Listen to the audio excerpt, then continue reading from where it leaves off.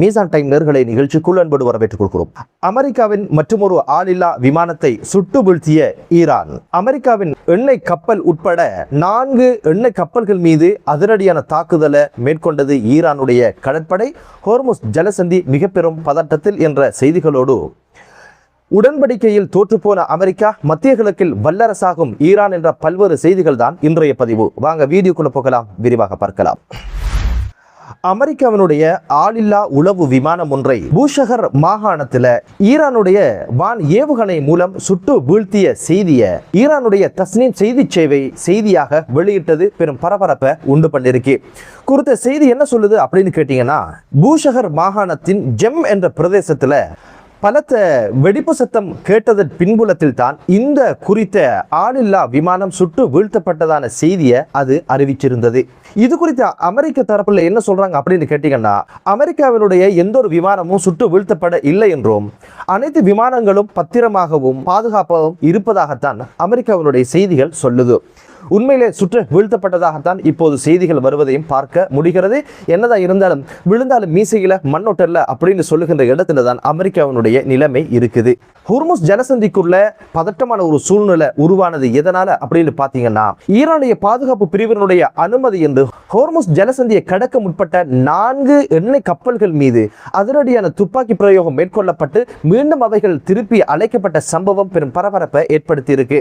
இந்த செய்தியை ஈரானுடைய அரச ஊடகம் வெளியிட்டிருக்கு. இந்த சம்பவம் எப்படி பதிவாகிருக்கு அப்படின்னு பாத்தீங்கன்னா, விடுக்கப்பட்ட முதற்கட்ட எச்சரிக்கையை பொருட்படுத்தாமல் தொடர்ந்து பயணித்து வளைகுடாவுக்குள் நுழைய முற்பட்ட பொழுதுதான் சூட்டு சம்பவத்தை நிகழ்த்தி மீண்டும் 4 கப்பல்களையும் ஹோர்முஸ் ஜலசந்திக்குள் மீட்டதாக அந்த செய்தி குறிப்பிட்டிருக்கு.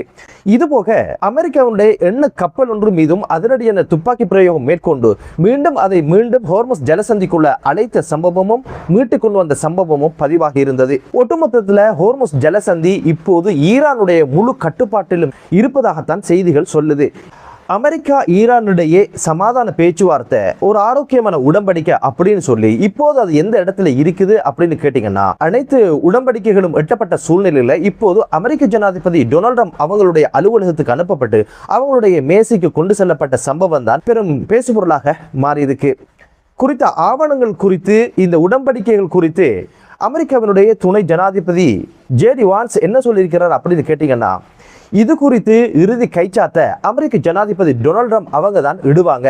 கைச்சாத்து இடுவாங்களா இல்லையா என்பது குறித்து எதுவும் தெரியாது. இறுதி முடிவு எடுக்க வேண்டியது அமெரிக்க ஜனாதிபதி டொனால்ட் ட்ரம்ப் தான் அப்படின்ற ஒரு விஷயத்தை சொல்லியிருக்கிறாரு.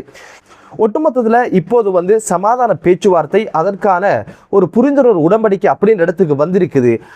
இப்போது அதுக்குள்ள என்ன இருக்கு, உண்மையிலே டொனால்ட் ட்ரம்ப் கைச்சாத்து இடுவாரா இல்ல பெஞ்சமின் நெதன்யாகுவுடைய கதையை கேட்டு மீண்டும் போருக்கு போவாரா அப்படின்னு பல்வேறு விஷயங்கள் இப்போது மிகப்பெரும் பேசுபொருளாக மாறி இருக்கு.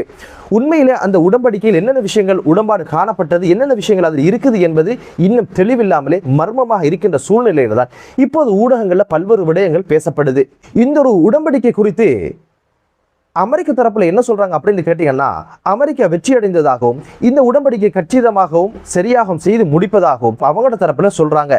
அதே போலதான் ஈரான் தரப்புல என்ன சொல்றாங்க அப்படின்னு கேட்டீங்கன்னா, பேச்சுவார்த்தையில தமது ஆதிக்கம் தான் இருப்பதாகவும் தாம் இதில் வெற்றி அடைந்ததாகவும் அவங்களோட பங்குக்கு அவங்க சொல்றதையும் பார்க்க முடியுது. இது குறித்து டொனால்ட் ட்ரம்ப் ஊடகங்களுக்கு என்ன சொன்னார் அப்படின்னு கேட்டீங்கன்னா, நாம் மிக விரைவில் ஒரு உடன்பாட்டுக்கு வர இருப்பதாகவும் அணு ஆயுத உற்பத்தியை ஈரான் கைவிடுவதாகவும் ஹோர்முஸ் ஜலசந்தியில எந்த ஒரு நிபந்தனை இல்லாமல் அதை விடுவிப்பதாகவும் ஈரான் அறிவிச்சிருக்கு அப்படின்னு ஒரு விஷயத்தை சொல்லியிருக்கிறாரு. இந்த ஒரு கருத்து பல்வேறு வாத விவாதங்களை உருவாக்கி இருக்கு.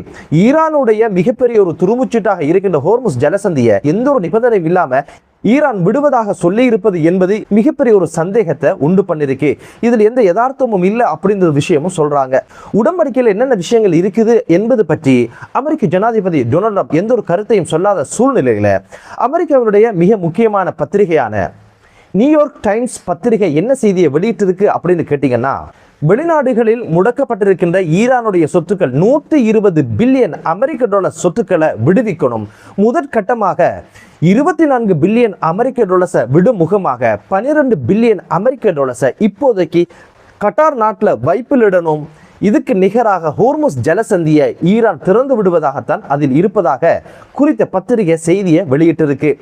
இந்த ஒரு விடயம் குறித்து என்ன வகையான விமர்சனங்கள் முன்வைக்கப்படுது அப்படின்னு கேட்டீங்கன்னா, அமெரிக்க ஜனாதிபதி டொனால்ட் ட்ரம்ப் 12 பில்லியன் அமெரிக்க டாலர்ஸ் ஈரானுடைய முடக்கப்பட்ட சொத்தை விடுவது என்பது அவர் தற்கொலை செய்து கொள்வதற்கு நிகர் அப்படின்ற ஒரு விமர்சனம் சொல்லப்படுது.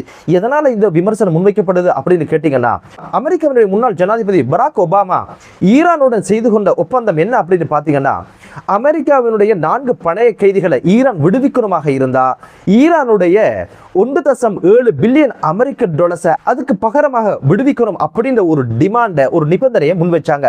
அதுக்கு அமெரிக்காவினுடைய முன்னாள் ஜனாதிபதி உடனடியாக அந்த பணத்தை விடுவித்தார். இந்த ஒரு உடன்படிக்கை குறித்து பல்வேறு விமர்சனங்களை காட்ட சாட்டமாக முன்வச்சவர் பராக் ஒபாமாவுடைய இயலாமை அப்படின்ற பல்வேறு விமர்சனங்களை முன்வச்ச டொனால்ட் ட்ரம்ப் இப்போது என்ன பண்ண போறாரா அப்படின்னு கேட்டீங்கன்னா, 120 பில்லியன் அமெரிக்க டாலர்ஸ் பெருமதியான ஈரானுடைய முடக்கப்பட்ட சொத்துக்களை விடுவிக்க வேண்டிய ஒரு சூழ்நிலை உருவாகி இருக்கு. இதுல பராக் ஒபாமா அமெரிக்காவுடைய நலன் சார்ந்த 4 உயிர்கள் சார்ந்த ஒரு விடயம் குறித்து தான் ஈரானுக்கு அந்த 1.7 பில்லியன் அமெரிக்க டாலர் சொத்துக்களை விடுவித்தாரு. ஆனா டொனால்ட் ட்ரம்ப் அமெரிக்காட எந்த நலனும் இல்லாத ஒரு விஷயத்துல தேவையில்லாம யுத்தத்துக்குள்ள போய் தேவையில்லாத ஒரு ஆணியை பிடுங்க போய் ஈரானுடைய 120 பில்லியன் அமெரிக்க டாலர் சொத்துக்களை விடுவிக்க வேண்டிய ஒரு நிலைக்கு போயிருக்கிறாரு. இது மிகப்பெரிய ஒரு தோல்வி இந்த யுத்தத்துல அப்படின்ற விமர்சனமும் இப்போது முன்வைக்கப்படுது. ஹோர்முஸ் ஜலசந்தியில எந்த நிபந்தனையும் இல்லாம ஹோர்முஸ் ஜலசந்தியை ஈரான் விடுவிக்க போகுது அப்படின்ற ஒரு விஷயத்தை சொல்லி இருந்தாரு. ஆனா மறுபுறத்துல ஈரான் ஒமான் நாட்டோட சேர்ந்து பேச்சுவார்த்தையில் ஈடுபடுது. ஹோர்முஸ் ஜலசந்தியில எப்படி பணம் சம்பாதிக்கலாம், எப்படியான கட்டுப்பாடுகளை விதிக்கலாம், எப்படி பணம் அறவிடலாம் என்ற பல்வேறு விஷயங்களை இப்போது ஒமான் அரசோட பேசிக் கொண்டிருக்குது. ஒன்று ராணுவ தளவாடங்களுக்கான செலவீனமாக அல்லது போக்குவரத்து செலவீனமாக அல்லது பாதுகாப்பு வழங்குகின்ற என்ற பேர்ல அல்லது சுற்றுச்சூழல் அப்படின்ற பேர்ல பல்வேறு கட்டணங்களை இப்போது அறவிடுவதற்கான திட்டங்களை இப்போது ஈரான் ஒமான் அரசோடு ஆலோசனை செஞ்சு வருது. இந்த ஒரு விஷயம் கேள்விப்பட்ட டொனால்ட் ட்ரம்ப் என்ன பண்ணினார் அப்படின்னு கேட்டீங்கன்னா, ஒமான் நாட்டின் மீது குண்டு வீசி ஒமான் நாட்டை அழிச்சிருவேன் அப்படின்னு ஒரு மிரட்டலையும் விட்டிருந்தாரு. அவ்வளவு கடுப்பு. பேச்சுவார்த்தை ஒரு பக்கம் இருக்குது, நீங்க டீல் பேசுறீங்க அப்படின்னு ஒரு கடுப்புல தான் இந்த ஒரு விஷயத்தை பேசியிருந்தாரு. ஒமான் ஹோர்முஸ் ஜலசந்தியில பங்காளியாக இருப்பதனால இதுல பணம் சம்பாதிக்கலாம் அப்படின்னு சொல்லித்தான் ஒமானை இதுக்குள்ள ஈரான் கொண்டு வந்திருக்கு. இந்த ஒரு விஷயம் கேள்விப்பட்டு தான் ஒமான் மீது மிரட்டலை அமெரிக்க ஜனாதிபதி விட்டிருக்கிறார். அப்படியாக இருந்தா அமெரிக்க ஜனாதிபதி டொனால்ட் ட்ரம்ப் சொல்வது போல எந்த நிபந்தனைகளும் இல்லாம ஹோர்முஸ் ஜலசந்தியை திறந்து கொடுப்பதாக ஈரான் சொன்னது என்பது உண்மைக்கு புறமான ஒரு விஷயம் அப்படின்ற ஒரு விஷயமும் பாதிக்கப்படுது. இப்போது அமெரிக்காவுக்கு நிகராகவே ஈரான் மிரட்டல்களை விட ஆரம்பிச்சிருக்கு. ஈரானை சார்ந்து ஈரானுடைய தீர்மானங்களோட எந்த ஒரு நாடு பயணிச்சாலும் அந்த ஒரு நாட்டை அமெரிக்கா மிரட்டுது. அமெரிக்காவுடைய பேச்சு கேட்டு எந்த நாடு நகருதோ அந்த நாட்டினுடைய கப்பல்கள் ஹோர்முஸ் ஜலசந்தியினோட பயணிக்க கூடாது என்ற ஒரு தடையையும் ஒரு மிரட்டலையும் ஈரான் விடுது. ஒட்டுமொத்தத்தில் அமெரிக்கா ஈரானை சார்ந்து இருக்கின்ற நாடுகளை மிரட்டுவது போல அமெரிக்காவை சார்ந்து இருக்கின்ற நாடுகளையும் ஈரான் மிரட்டுகின்ற இடத்துல தான் இப்போது அமெரிக்காவுக்கு சரி நிகராக ஈரான் வளர்ந்து நிற்பதாகவும் இந்த பேச்சுவார்த்தைகள்ல ஈரானுடைய கை ஓங்கி இருக்கு அப்படின்ற ஒரு விஷயமும் இப்போது சர்வதேச ஊடகங்கள்ல விவாதிக்கப்படுது.